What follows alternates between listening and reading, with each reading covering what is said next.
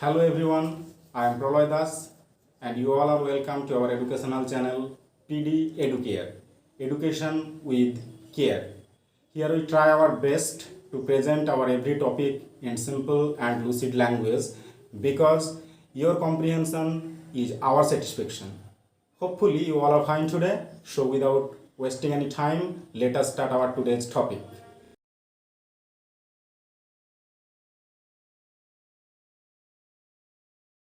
Our today's topic is Anglo Saxon Prose with special reference to Alfred. আমাদের আজকের যে আলোচ্য বিষয়বস্তু হলো সেটা হচ্ছে Anglo Saxon pros with special reference to Alfred. কোশ্চেনটা এরকম সেট হতে পারে, write a note on Anglo Saxon pros with special reference to Alfred. এখানে দেখবে অ্যাংলো স্যাক্সন প্রোজ আর ওল্ড ইংলিশ প্রোজ দুটো কিন্তু same, Anglo Saxon and old English.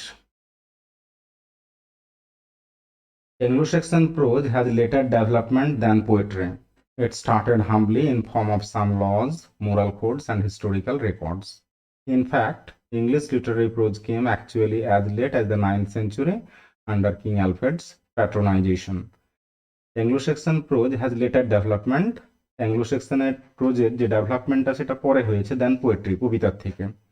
It started humbly in form of some laws, moral codes, and historical records. এটা ধীরে ধীরে শুরু হয়েছে একটু নিম্নগামী ভাবে। It started humbly in form of some laws, কিছু আইনের রূপে, মোরাল কোডস, কিছু নৈতিকতার রূপে, অ্যান্ড হিস্টোরিক্যাল রেকর্ডস এবং ঐতিহাসিক রেকর্ডসের রূপে। In fact English literary prose came actually as late as the 9th century under king Alfred's প্যাট্রোনাইজেশন।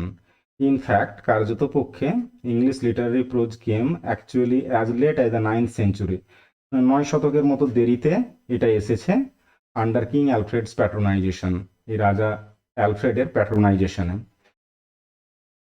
প্যাট্রোনাইজেশন বলতে পৃষ্ঠপোষকতায়, কিং অ্যালফ্রেডের পৃষ্ঠপোষকতায়।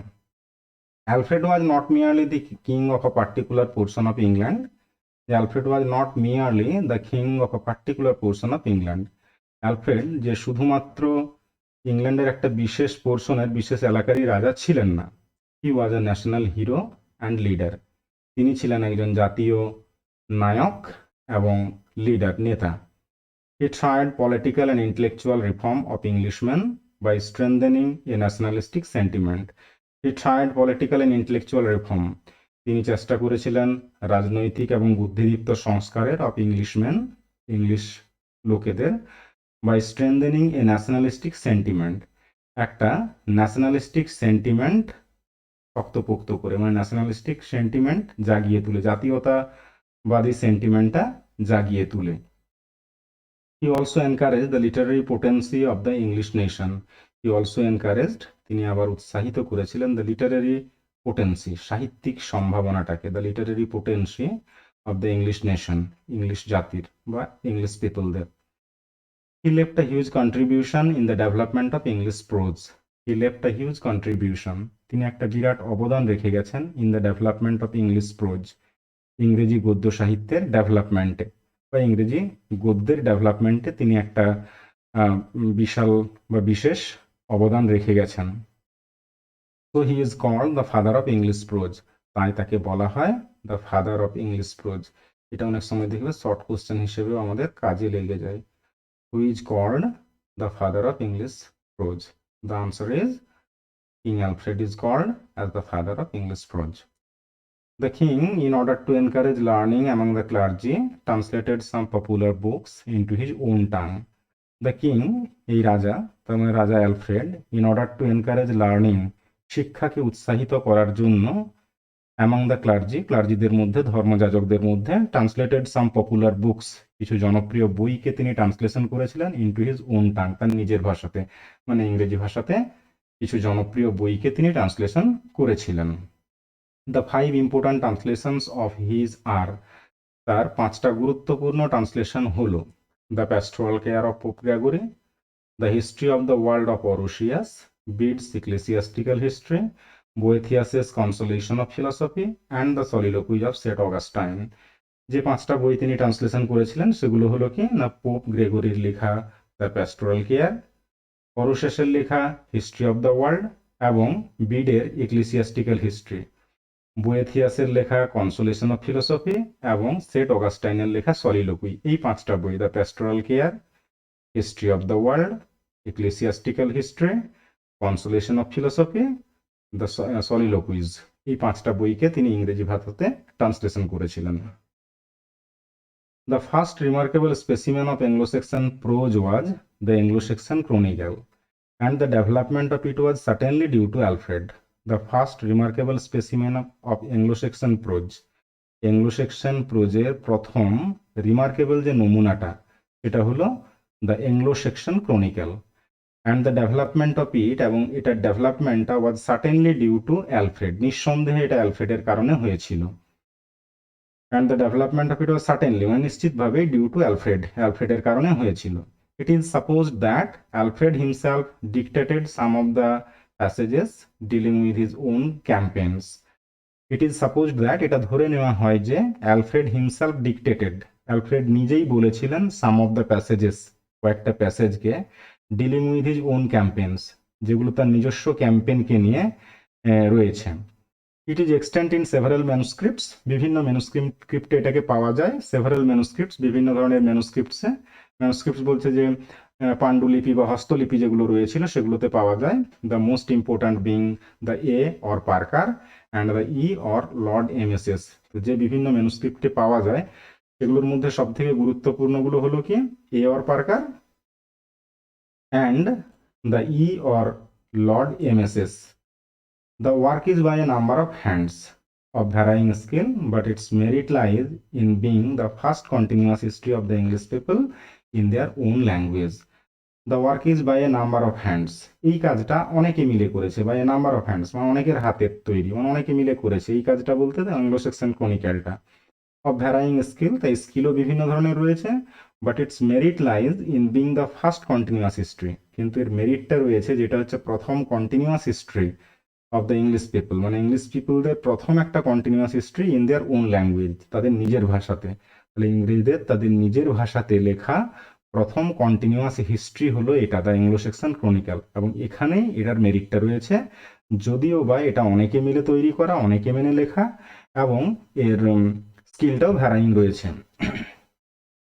The book has several versions, এই বইটার অনেকগুলো ভার্সনও রয়েছে। The records continue till after Alfred's death, and the Peterborough version has records till the death of King Stephen in 1154. The records continue, এই records গুলো চলতে থাকে till after Alfred's death, অ্যালফ্রেডের মৃত্যুর পরেও, and the Peterborough version has records, এবং Peterborough ভার্সনের রেকর্ডটা আছে till the death of King Stephen, King স্টিফেনের মৃত্যু অবধি in 1154, 1154 সালে। Aelfric was one of the most important prose writers of the age, এই যুগের একজন গুরুত্বপূর্ণ প্রোজ রাইটার হলেন অ্যালফ্রিক। আমরা প্রথমে অ্যালফ্রেডের কথা পড়লাম, এরপরে Aelfric. He is probably best known for his grammar, তিনি সম্ভবত খুব বেশি পরিচিত ফর হিজ গ্রামার, তার গ্রামারের জন্য। হিজ ওয়ার্কস ইনক্লুড, তার কাজগুলোর মধ্যে রয়েছে Catholic homilies, the life of the saints and colloquy, এই তিনটে লেখা, Catholic homilies, the life of the saints and colloquy. His Catholic homilies is a significant contribution to Anglo Saxon prose, তার Catholic homilies এটা হচ্ছে একটা তাৎপর্যপূর্ণ বা গুরুত্বপূর্ণ অবদান to Anglo Saxon prose, Anglo Saxon প্রোজের প্রতি। It is found to cover a large span of the biblical and ecclesiastical field. এটা দেখা যায় যে to cover a large span মানে অনেকটা বিস্তৃতি, অনেকটা জায়গা জুড়ে রয়েছে, অনেকটা স্প্যান জুড়ে রয়েছে of the biblical and ecclesiastical field, Bible এবং ধর্ম সংক্রান্ত ক্ষেত্রগুলোর। অ্যালফ্রিক ওয়াজ অ্যান আর্টিস্ট, অ্যালফ্রিক একজন আর্টিস্ট ছিলেন। A great master in the English pros style, English pros স্টাইলের একজন great master. He well served to refine what had been founded and started by Alfred. He well served, তিনি যেন ভালোই serve করে গেছেন, two refine মানে পরিশ্রুত করার জন্য, what had been founded and started by Alfred, যেটা অ্যালফ্রেড স্থাপন করেছিলেন এবং শুরু করেছিলেন, মানে অ্যালফ্রেডের স্থাপনা করা এবং শুরু করা ব্যাপারটাকে তিনি আরো যেন পরিশ্রুত করে তুললেন। The next important prose writer was Wulfstan, পরবর্তী গুরুত্বপূর্ণ প্রোজ রাইটার হলেন Wulfstan. He wrote a large number of homilies, তিনি অনেকগুলো হোমিলিজ লিখেছিলেন। His most famous piece is, তাঁর সব থেকে বিখ্যাত পিসটা বা লেখাটা হলো the Sermo Lupi ad Anglos, which is typical for its sheer force and vigour, তার শক্তি এবং প্রাণবন্ততার জন্য যেটা বিশেষত্ব রয়েছে। ইটস রিপিটেশন অফ আইডিয়াজ, এর ধারণাগুলোরও যে রিপিটেশন রয়েছে সেটার জন্য এর গুরুত্ব রয়েছে, বিশেষত্ব রয়েছে। And the alliterative nature of its style, এবং এটার যে এলিটারেটিভ নেচারটা রয়েছে সেটারও। তো তোমাদের এই যে এলিটারেটিভ নেচার বা এলিটারেশন কি, এটা রেটোরিকে রয়েছে। আমরা যখন রেটোরিক পোর্শনগুলো নিয়ে আলোচনা করব তখন এই ব্যাপারগুলো আরো তোমাদের কাছে ক্লিয়ার হয়ে যাবে। It is fluent and powerful, এটা বেশ ফ্লুয়েন্ট এবং পাওয়ারফুল।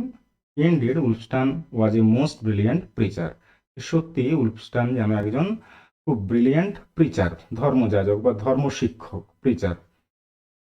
তাহলে আমরা এখানে তিনজন প্রোজ রাইটারকে মেনলি ভালো করে জানলাম। দেখো, অ্যালফ্রেড, অ্যালফ্রিক এবং উলফস্টান।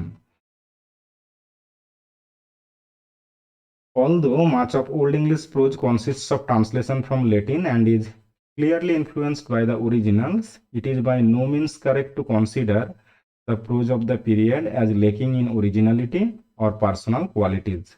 Although যদিও much of Old English prose, বেশিরভাগ Old English prose গুলো consists of translation, তার মধ্যে ট্রান্সলেশন রয়েছে from Latin, লেটিন থেকে, and is clearly influenced by the originals, এবং অরিজিনালগুলোর দ্বারা খুব প্রভাবিত হয়েছে। It is by no means correct, এটা কোনোভাবেই সঠিক হবে না to consider the prose of the period, এই সময়ের প্রোজগুলোকে বিবেচনা করা as lacking in originality or personal quality, এদের মধ্যে অরিজিনালিটি এবং পার্সোনাল কোয়ালিটির ল্যাকিং রয়েছে, অভাব রয়েছে, অরিজিনালিটি এবং ব্যক্তিগত গুণাবলীর অভাব রয়েছে, এটা ভাবাটা ঠিক হবে না। The homilies of Elfric and Ulfstan are at the beginning of the true line of development to the prose of the authorized version. এই অ্যালফ্রিকের যে হোমিলিজগুলো, অ্যালফ্রিক এবং উলফস্টানের, সেগুলো যেন এই যে authorised version of Bible, the authorised version বলতে the authorised version of Bible, এইটার ডেভেলপমেন্টের একটা সত্যিকারের লাইন, ডেভেলপমেন্টের একটা লাইন। তো এই যে authorised version of the Bible, এটা নিয়ে আমাদের যে development of the Bible, authorised version of the Bible, সেই পোর্শনটা যেদিন আলোচনা করা হবে সেখানে এটা আবার ক্লিয়ার হয়ে যাবে। The beginning of historical writings is to be seen in the Anglo Saxon chronicle, এবং হিস্টোরিক্যাল রাইটিংসের যে শুরুটা সেটা দেখা যায় অ্যাংলো সেকশন ক্রনিক্যালে। তো এটা তোমরা দেখবে যে বারবার দেখবে এবং ভালো করে পড়বে, আশা করি তাহলে তোমাদের অসুবিধা থাকবে না, এই ব্যাপারটা তোমাদের কাছে ক্লিয়ার হয়ে যাবে। আর এর আগে অবধি তো আমরা ওই ওল্ড ইংলিশ রিলিজিয়াস পোয়েট্রি সেটাও আলোচনা করেছি, এবং তারপরে আমরা আলোচনা করলাম ইলিজি এবং লিরিক, এবং আজকের এই আলোচনাটা হলো আমাদের যেটা যে ওল্ড ইংলিশ প্রোজ। এরপর পরবর্তী সময়ে আবার অন্য জিনিসগুলো নিয়ে আলোচনা করবে, যেগুলো আশা করি তোমাদের খুব কাজে আসবে। তো আজকে এতটাই, today up to this, we will meet again in our next video. Till then, be happy, healthy, and take very good care of you and of your study.